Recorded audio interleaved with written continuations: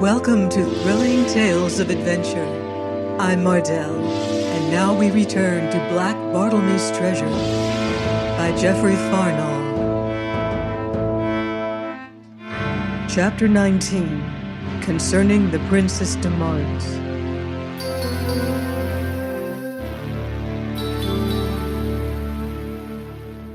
For a while she stood, looking down on me, and I, meeting that look, glanced otherwhere, yet conscious of her regard, stirred uneasily, so that my irons rattled dismally. "Sir," says she at last, but there I stayed her. "Madam, once and for all, I am no sir." "Martin Conisbee," she amended in the same gentle voice, "Master Penfeather telleth, you refused the honorable service I offered. I pray you wherefore?" "Because I've no mind to serve a Brandon." "Yet you steal aboard my ship, Master Conisbee. You eat the food my money hath paid for. Doth this suffice your foolish stubborn pride?" Here finding naught to say, I scowled at my fetters and held my peace, whereat she sighed a little, as I had been some fretful, peevish child. "Why are you here in my ship?" she questioned patiently. "Was it for vengeance? Tell me," she demanded, "is it that you came seeking yet your wicked vengeance?" "Mine is a just vengeance." "Vengeance, howsoever just, is God's. Leave it unto God." At this, I was silent again, whereupon she continued, her voice more soft and pleading. "Even though my father had indeed wronged you and yours, how shall his death profit you?" "Ha!" I cried, staring up at her troubled face. "Can it be you know this for very truth at last? Are you satisfied of my wrongs and know my vengeance just? Have you proof of Sir Richard's black treachery? Confess." Now at this, her eyes quailed before my look, and she shrank away. "God forgive him," she whispered, bowing stately head. "Speak," says I fiercely, "have ye the truth of it at last?" "'Tis that bringeth me here to you, Martin Conisbee, to confess this wrong on his behalf, and on his behalf to offer such reparation as I may. Alas, for the bodily sufferings you did endure, we can never atone, but in all other ways—" "Never," says I, scowling. "What is done, and I am what I am. But for yourself his sin toucheth you no whit." "How?" cried she passionately. "Am I not his flesh, his blood? 'Twas but lately I learned the truth from his secret papers, and oh, 'twas all there, even the price he paid to have you carried to the plantation. So I am come pleading your forgiveness for him and for me, to humble myself before you. See, thus upon my knees."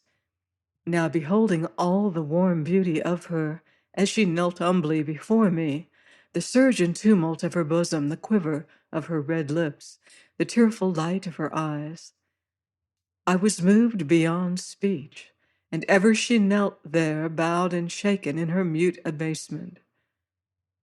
"My Lady Joan," said I at last, "for your pure self I can have naught to forgive. I, that am all unworthy to touch the latchet of your shoe. Rise, I pray." "And for my father," she whispered, "alas, my poor miserable father—" "Speak not of him," I cried. "Needs must there be hate and enmity betwixt us until the end." So was silence a while, nor did I look up, dreading to see her grief. "Your face is cut, Martin," said she at last very softly. "Suffer that I bathe it." Now turning in amaze, I saw her yet upon her knees, looking up at me despite her falling tears. "Wilt suffer me to bathe it, Martin?" says she, her voice unshaken by any sob. I shook my head, but rising, she crossed to the door and came back bearing a small pannikin of water. I brought this for the purpose, says she. Nay, indeed, I'm well enough. Then I will make you better. No, says I angrily. Yes, says she patiently, but setting dimpled chin at me.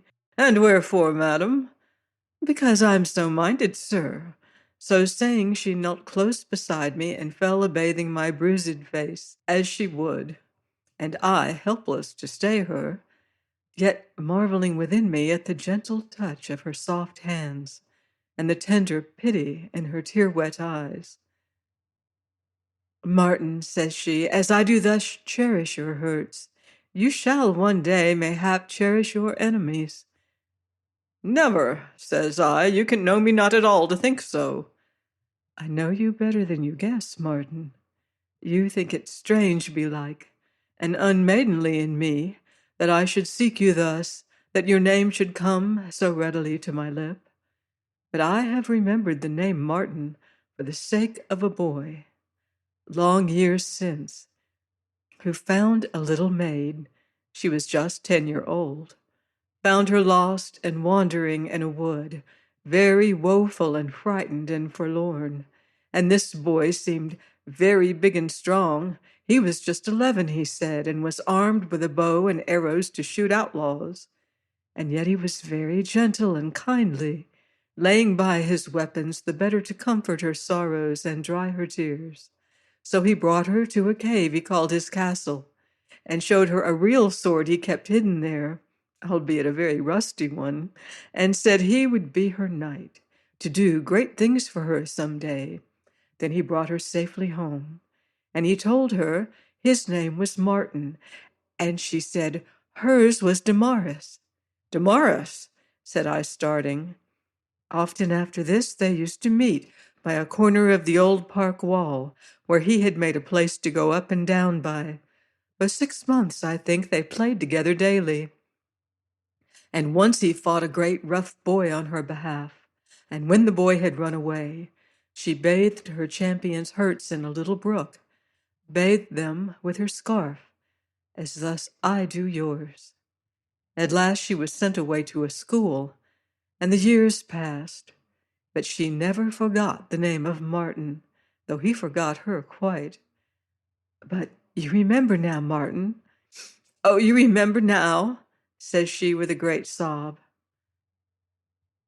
I remember now, quoth I hoarsely.